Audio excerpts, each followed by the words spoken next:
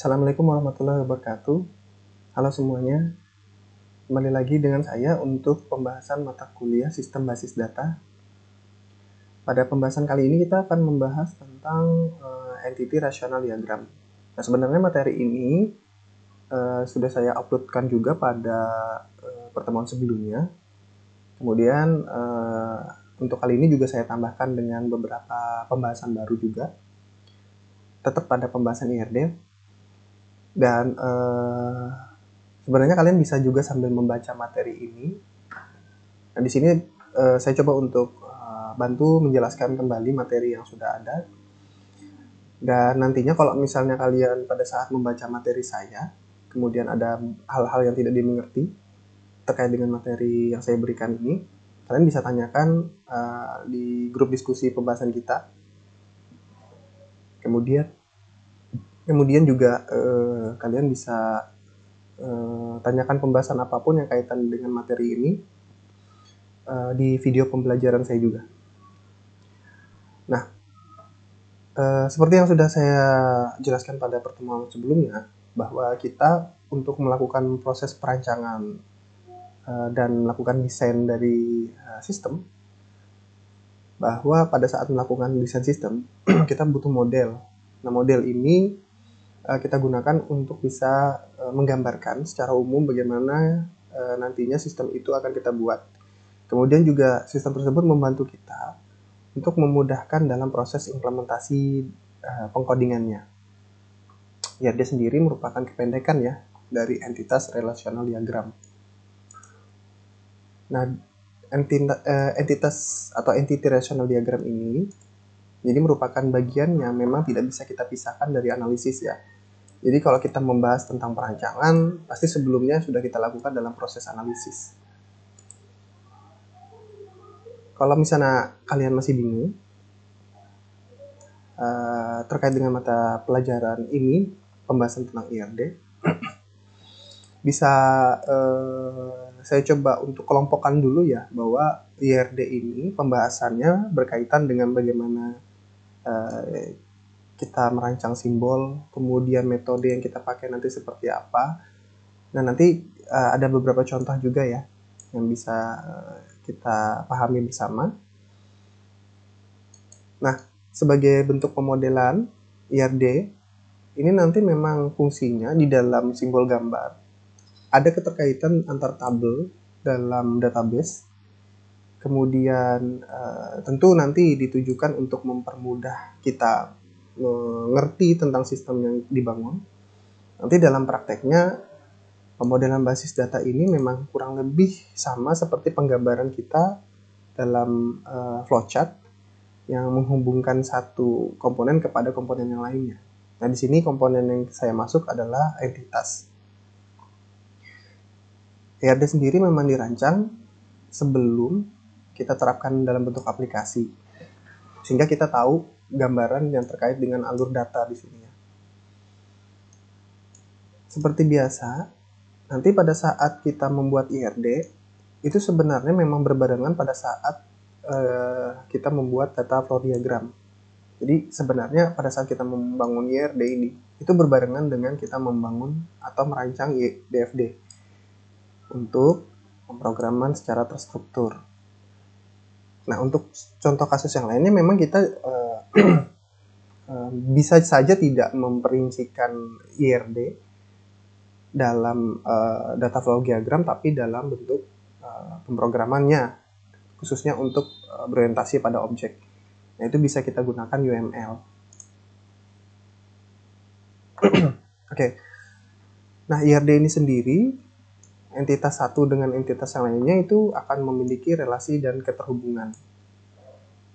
Kemudian entitas yang dimaksud ini nanti tertuang dalam bentuk tabel ya. Dan database-nya sendiri merupakan kumpulan dari tabel-tabel. Khususnya memang pembahasan teori sistem basis data ini memang kita kaitkan dengan praktikum basis datanya sendiri. Nah, praktikum basis data yang kita terapkan, kita menggunakan SQL. Oke, ada beberapa teori menurut para ahli ya tentang terkait dengan IRD ya. Yang pertama menurut Brandy dan Lonan ya, tahun 2010, itu adalah teknik yang dipakai untuk melakukan pemodelan terkait dengan kebutuhan data dari suatu organisasi. Kemudian ada dari Stantag 2001 halaman 91 bahwa model data ini dikembangkan secara objek. Nah, ini nanti tinggal kalian buka aja ya buku ya, atau cari searching di internet, basis data dalam tinjauan konseptual. Ada lagi menurut Mata Toledo dan juga Crossman tahun 2007 halaman 139 mendefinisikan bahwa IRD itu adalah representasi daripada grafis yang menunjukkan tentang logika dari sebuah database. Jadi sebenarnya secara umum itu IRD ini adalah kaitannya dengan gambaran grafis ya, gambaran grafis yang mewakili dari logika database itu sendiri. Memang nanti kaitannya di sana bagaimana caranya kita menuangkan entitas tersebut dalam diagram logikalnya nanti ya. Nanti kita contohkan di slide di halaman berikutnya. Nah, sekarang fungsi dari IRD itu sendiri sebenarnya untuk apa gitu. Jadi harapannya IRD yang kita terapkan itu nanti, yang pertama kan harus memberikan kemudahan ya, memberikan kemudahan waktu kita melakukan proses analisis yang berkaitan dengan hubungan dari tabel satu ke tabel yang lainnya, sehingga dengan melalui gambar yang kita sajikan dalam simbol-simbol itu kita akan tahu gambaran dari sistem yang kita bangun. Kemudian fungsi IRD yang lain adalah menjalankan hubungan antar data ya, yang memiliki keterkaitan berdasarkan objek. Nanti dihubungkan dengan relasi. Kemudian kita juga bisa mendokumentasikan data yang ada di dalam baris data itu dengan cara melakukan proses analisis juga. Tetap sama, kita akan melakukan proses analisis pada objek dan entitas yang kita relasikan. Kemudian fungsi yang lain adalah dengan melakukan pengujian objek. Nah, pengujian objek itu sebenarnya ada caranya ya, ada caranya. Bisa dengan menggunakan whitebox ya untuk melakukan proses pengujian model. Nah, ini selalu sering saya ulang dalam setiap materinya bahwa model data itu selalu dibagi menjadi 3 poin utama. Ada 6 sih sebenarnya, tapi yang paling fokusnya adalah ada 3, secara konsep, secara logis, dan secara fisik. Ini selalu berurutan ya, konsep dulu, kemudian baru logis, setelah itu fisik. Oke, model data konseptual ini sebenarnya adalah model untuk penerapan IR ya, yang berisi informasi kaitannya dengan model konseptual yang dibangun ya, konsep model konseptual yang dibangun. Nah, ini akan mendefinisikan entitas dari data. Entitas data yang digunakan dalam sistem yang akan dibangun ya. Kemudian nanti setelah kita menyelesaikan model konseptual ya, baru kita lanjut ke model logisnya. Nah, nanti model logis ini lebih detail lagi untuk membahas model konseptual. Jadi model konseptual ini kita hanya secara umum saja menggambarkan sesuatu yang bisa diinformasikan secara umum. Tapi nanti pada saat kita mendetailkan informasi itu, ya kita sudah masuk ke ranah logiknya. Bagaimana strukturnya, bagaimana tipe datanya dan sebagainya, itu kita masuk ke logiknya.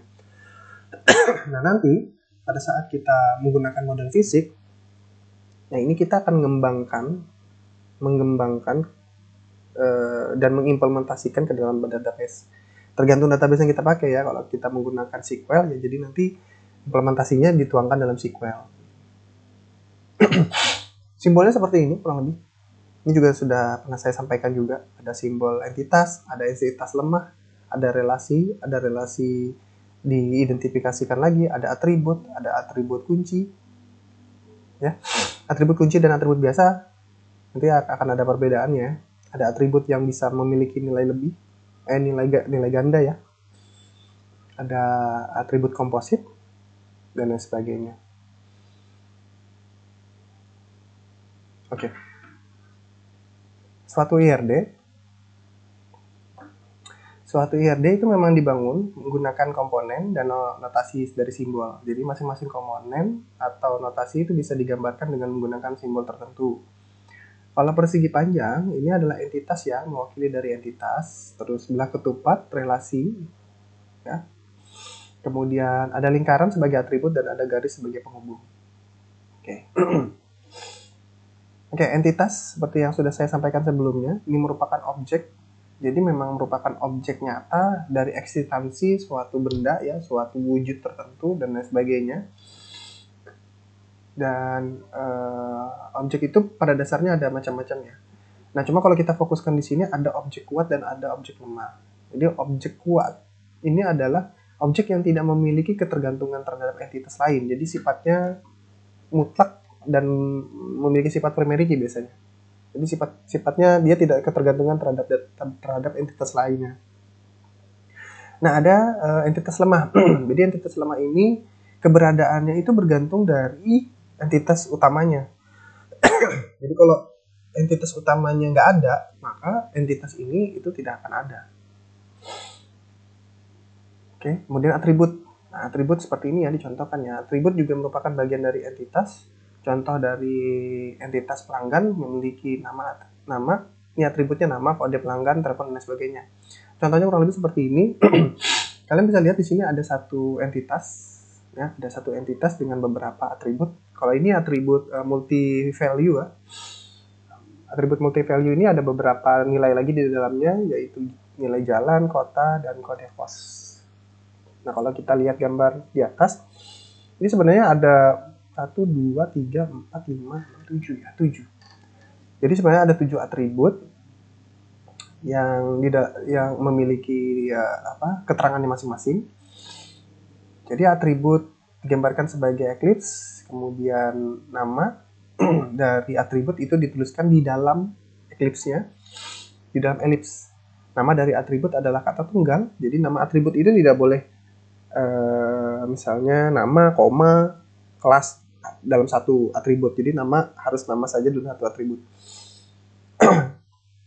Nah, oke, seperti itu. Dan untuk atribut sendiri, seperti yang sudah saya sampaikan, atribut itu ada yang disebut dengan atribut key. Jadi dia adalah merupakan atribut kunci. Ada juga atribut komposit. Jadi atribut ini merupakan atribut pecahan. Misalnya nama ya, nama harusnya nama itu dari panjang ya, tapi kita bisa pecah menjadi beberapa atribut. Kemudian tanggal misalnya. Kalau tanggal misalnya kita kondisikan atribut hari sendiri, atribut bulan sendiri, atribut tahun sendiri, nah itu bisa kita pecah menjadi beberapa atribut. Kemudian ada atribut derivatif. Ini adalah merupakan atribut yang tidak harus disimpan, dan atribut ini memang merupakan hasil dari relasi dalam bentuk view ya biasanya. Oke, kemudian pembahasan ketiga, relasi. Relasi digunakan untuk menghubungkan antar entitas yang memiliki keterkaitan di sana. Nah, relasi itu pasti akan selalu digambarkan dengan bentuk belah ketupat. Tetap tulisannya ada di dalam simbol belah ketupat itu. Kemudian biasanya relasi itu harus merupakan kata kerja ya, kata kerja saja, tidak ada imbuhan depannya dan atau tidak ada akhiran di belakang. Nama relasi itu diusahakan adalah nama yang kita mengerti maksudnya. Jadi ada hubungan dua entitas yang ketika kita bikin relasinya, kita mengerti relasi ini adalah hubungan antara dua entitas tersebut. Kemudian ada garis penghubungnya. Oke, pembahasan kardinalitas. Kardinalitas himpunan. Jadi himpunan-himpunan ini nanti ada keterkaitan di dalamnya terkait dengan satu nilai atau satu nilai atribut kepada nilai atribut yang lainnya. Sifat dari kardinalitas itu ada satu ke satu, ada satu ke banyak, ada banyak ke banyak. Nanti kalian bisa baca sendiri ya dasar teorinya. Kemudian dalam melakukan pembuatan IRD, ini memang nggak bisa kita tuh tiba-tiba bikin gambar simbol gitu aja. Jadi harus ada langkah-langkahnya dalam bentuk metodologi. Nah, ini secara umum seperti ini ya. Jadi yang pertama itu nanti juga kita kasih info juga bagaimana cara bikin IRD efektif dan efisien ya. Nah, kali ini kita akan informasikan dulu secara metodologi ya. Jadi kita harus tentukan dulu entitasnya apa. Kemudian kita harus melakukan secara cermat. Kemudian kita harus teliti dan baik sehingga dapat menjawab persoalan yang ada. Jadi memberikan penamaan pada entitas, bahwa entitas itu adalah mewakili dari objek yang berkaitan dengan sistem itu harus benar-benar memang kita tentukan dengan cermat. Kemudian kita juga harus tahu relasinya seperti apa. Nah, gambaran dari IRD yang kita buat ini memang biasanya sifatnya sementara. Mungkin nanti suatu waktu bisa ada perubahan di situ. Tapi yang pasti gambaran umumnya ada. Kemudian kita juga harus tahu bagaimana himpunan itu saling berelasi ya. Nah, yang pasti nanti setiap tabelnya harus kita tentukan mana yang dikatakan sebagai primary key, mana yang dikatakan sebagai foreign key. Oke. Kemudian penggambaran IRD itu harus berdasarkan kunci utama. Kita harus tentukan juga atribut yang dibutuhkan dari setiap entitas. Jadi setiap entitas itu pasti akan ada atributnya. Nah, untuk menggambarkan IRD secara lengkap, yaitu harus ada atributnya ya. Kemudian kita nanti akan lakukan evaluasi pada penggambaran IRD-nya. Kalau misalnya nanti ada yang keliru, berarti kita ulang lagi langkahnya. Begitu. Contoh ya. Contoh sederhana untuk dua entitas. Ini misalnya kita contohkan yang paling sederhana dari mahasiswa sama mata kuliah. Ada relasi kaitan dengan KRS, kemudian ada beberapa atribut di sana. Ada dua entitas yang kita bangun di sini, yaitu mahasiswa sama mata kuliah. Dari masing-masing entitas kita memiliki atribut NIM, nama, jurusan, nama, kode mata kuliah dengan nama mata kuliah, kemudian SKS. Nah, penggambaran analisisnya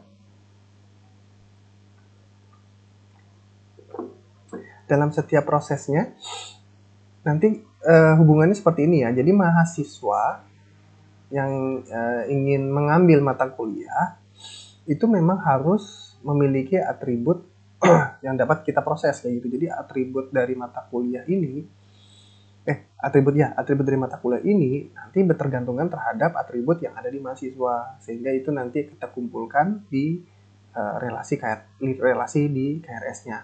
Sederhananya gini, kalau kalian perhatikan di sini, hubungan antara mahasiswa sama mata kuliah itu kan nanti punya atributnya masing-masing. Tapi kira-kira nanti ada nggak sih atribut yang ketergantungan dari dua ini, yang itu nanti akan kita buat sebagai tabel baru. Tabel baru hubungan ini yang keterkaitannya itu adalah NIM. NIM terhadap kode mata kuliahnya. Ya, kemudian mungkin nanti ada atribut yang kaitannya dengan tahun ajaran ya. Nah, tahun ajaran dan semester ini itu kita buatkan di dalam tabel ini karena tahun ajaran dan semester itu itu merupakan keterangan tambahan yang dibangun dari relasi. Nah, TA dan semester ini tidak bisa kita letakkan di mata kuliah atau tidak bisa kita letakkan di mahasiswa. Karena dia merupakan atribut keterangan yang dimiliki oleh relasi. Oke. Kemudian contoh lain. Ini semakin kompleks ya contohnya. Kita memiliki ada 7 atribut. 7 entitas. 1, 2, 3, 4, 5, 6, 7. Yang masing-masing memiliki beberapa atribut di dalamnya. Ya. Jadi ada beberapa atribut yang di dalamnya. Nah, kalau kalian perhatikan di sini keterangan ini bukan berarti harus boleh di sini ya sebenarnya. Ini karena memang tidak muat aja di dalam sini ya. Jadi nama dari relasi itu harusnya berada di dalam simbol relasinya. Sekarang yang jadi pertanyaan adalah bagaimana kita bisa menentukan atribut dari masing-masing entitas. Menentukan atribut dari masing-masing entitas itu tergantung dari analisis yang kita lakukan. Jadi ketika kita sudah menentukan entitas, maka keperluan untuk bisa memberikan keterangan pada entitas itu apa saja gitu. Jadi gini, dalam sebuah objek misalnya manusia, dalam sebuah objek contohnya manusia. Jadi manusia ini adalah objek yang memiliki banyak nilai. Nilainya bisa ada 2 tangan, 2 kaki, dan mata warna biru, mata warna merah, misalnya rambut warna hitam dan lain sebagainya. Banyak sekali atribut yang dimiliki. Nah, tidak semua atribut dalam diri entitas manusia itu akan diinformasikan atau menjadi sebuah informasi. Tidak gitu. Jadi tergantung dari studi kasus yang kita alami. Nah, misalnya di sini pembeli. Jadi pembeli secara general itu apa saja bisa dianggap sebagai pembeli yang melakukan transaksi ya. Tapi apakah semua atribut kita pakai? Tentu tidak, karena kita harus sesuaikan dengan studi kasusnya.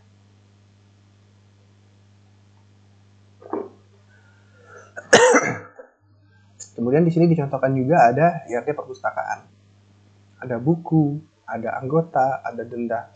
Nah, semakin kalian bisa mengetahui apa saja entitas dari contoh-contoh objek, kalian akan bisa tahu bahwa atribut yang dimiliki dari entitas tersebut biasanya itu yang akan digunakan dalam database-nya. Gitu. Jadi semakin banyak kalian mengetahui tentang entitas-entitas yang banyak sekali ada di pembelajaran atau di buku pengetahuan basis data, maka kalian akan bisa menemukan apa sih atribut yang cocok untuk mengisi database tersebut, mengisi dari tabel di dalam database tersebut. Dicontohkan untuk simpan pinjam ya dalam perpustakaan. Ada juga untuk penyewaan CD, DVD ya, ini sudah lama banget ya. Kalau untuk anak-anak sekarang kayaknya nggak ada yang nyewa CD atau DVD ya. Jadi sekarang zamannya streaming. Jadi sudah tidak zaman lagi sewa CD atau DVD. Baik. Untuk contoh yang lain, ini ada 3 entitas, sekolah, status, sama provinsi. Nah, sekarang bagaimana kita caranya menentukan relasi antar kedua entitas? Kita harus tahu dulu apakah kita perlu untuk menghubungkan antar dua entitas ini. Kalau kita hubungkan, apa kata yang bisa mewakili dari hubungan antara dua entitas ini? Nah, itu yang harus ditemukan.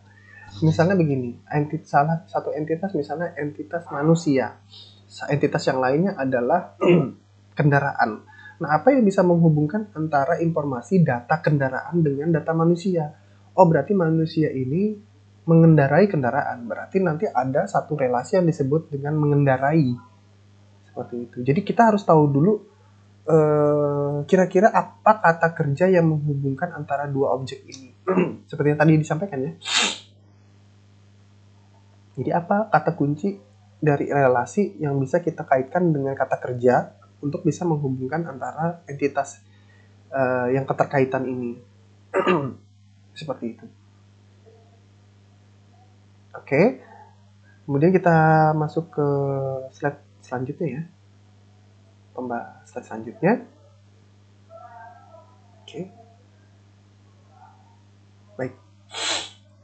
Ini adalah salah satu contoh dari entitas yang berada di IRD rumah sakit. Ini sebagian saja ya, tidak semua mewakili rumah sakit ya. Jadi ada entitas pasien, entitas dokter, entitas dari obat. Misalnya kalau entitas pasien, hubungannya dengan dokter bagaimana? Hubungannya dengan dokter berarti kaitannya dengan aktivitas dalam berobat gitu ya. Jadi rekam medik yang dibahas di sini ya. Jadi kira-kira dokter itu butuh apa dari pasien? Oh, dokter ini butuh informasi diagnosa dari pasien. Nah, supaya itu bisa kita gabung dalam satu penyimpanan, apa saja yang harus kita relasikan? Berarti dokter ini, misalnya dokter A ya, itu nanti berkaitan dengan pasien A. Nanti dokter A kaitannya dengan pasien B, dan sebagainya. Nah, untuk membedakan antara pasien A dan pasien A dan pasien B, walaupun dokternya sama, yaitu adalah dengan menambahkan relasi di sana. Jadi ada nomor rekam medik yang membedakan antara pasien dari dokter A, pasien B dari dokter A, dan pasien B dari dokter A, dan pasien A dari dokter A. Jadi pasien A, dokter A, pasien B, dokter A, itu bedanya adalah di nomor rekam mediknya. Jadi dia akan membedakan antara pasien A dengan pasien B, walaupun dokternya sama gitu. Oke, di pasiennya sendiri juga ada data pasien terkait dengan atribut pasien, nama, pasien ID, kemudian pasien alamat. Nah, ini harus sudah bisa diketahui bahwa kita untuk membuat suatu entitas yang nantinya akan menjadi tabel, itu sebisa mungkin harus bisa menentukan apa yang menjadi atribut primary key di sana. Nah, biasanya primary key itu selalu lumrahnya adalah nomor unik biasanya, atau kode unik. Nomor unik, kode unik, karakter unik yang ketika kita menginginkan itu untuk diisi, maka kita akan memberikan penamaan atributnya pun sesuai dengan konteks isi di dalamnya gitu. Jadi kalau kalian lihat di sini pasien ID, berarti orang akan berpikir di dalamnya itu akan kita isi dengan nomor-nomor unik yang dimiliki oleh si pasien itu sendiri. Jadi bagaimana caranya supaya kita bisa menentukan atribut dari sebuah penyimpanan itu mewakili dari nilai yang akan diisi di dalamnya. Jadi mudah-mudahan bisa dipahami ya. Jadi nilai yang diisi di dalam atribut itu harus tergambarkan di penamaan atributnya itu sendiri. Oke.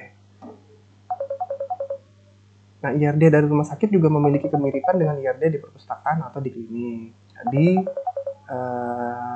ini juga bisa sama ya. Jadi pasien itu diperiksa nanti oleh dokter, maka nanti akan tersimpan rekam mediknya. Kemudian nanti selanjutnya di rekam medik itu akan diberikan resep. Jadi nanti ada resep itu. Resep itu juga hasil relasi daripada pasien sama dokter. Jadi ada 3 yang terwakili di situ. Bisa nggak di situ sampai 4 yang korelasi? Itu seingat saya sih tidak bisa menjadi 4 relasi ya, harusnya maksimal cuma ada 3 relasi saja yang terjadi di situ ya, antara 3 tabel ya. Tapi untuk teori lebih lanjutnya nanti kita bahas kemudian. Nah, ini juga ada contoh lain untuk reservasi tiket. Jadi ini tergantung kasus kita. Bagaimana caranya kita bisa menemukan entitas dan atributnya? Ya itu tadi dari analisis yang kita lakukan. Jadi waktu kita melakukan analisis, kita nanti ngecek mana atribut yang kita pakai, kemudian mana atribut yang tidak perlu kita pakai dalam entitas tersebut. Nah, memang kita lihat sekilas itu tampak lebih kompleks. Itu karena memang kita lihat di sini ada beberapa entitas yang prosesnya berlapis-lapis ya. Tapi oke, nggak ada masalah. Nah, nanti yang harus kita pahami adalah untuk menggambarkan IRD itu memang perlu bisa sampai lebih detail lagi ya dalam proses pengeluaran atribut-atributnya. Tapi kembali lagi itu harus sesuai dengan studi kasusnya ya, studi kasus yang kita miliki. Perlu nggak sih kita harus menyimpan nilai tertentu dari entitas tersebut atau tidak? Oke. Jadi juga ada contoh untuk IRD rental mobil. Jadi ada informasi entitas rental, kaitannya di dalam itu nanti ada nama mobil. Jadi kita menginformasikan rental. Apakah secara standar harus namanya seperti ini untuk mewakili dari IRD mobil rental misalnya? Enggak juga sih, ini kan tergantung dari rancangan masing-masingnya.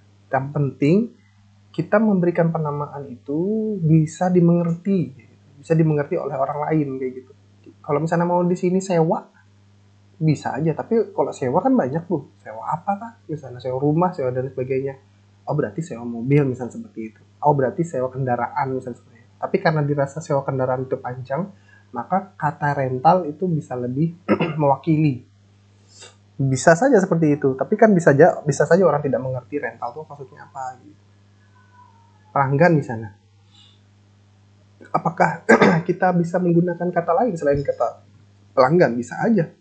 Mungkin customer, mungkin member, nah, seperti itu.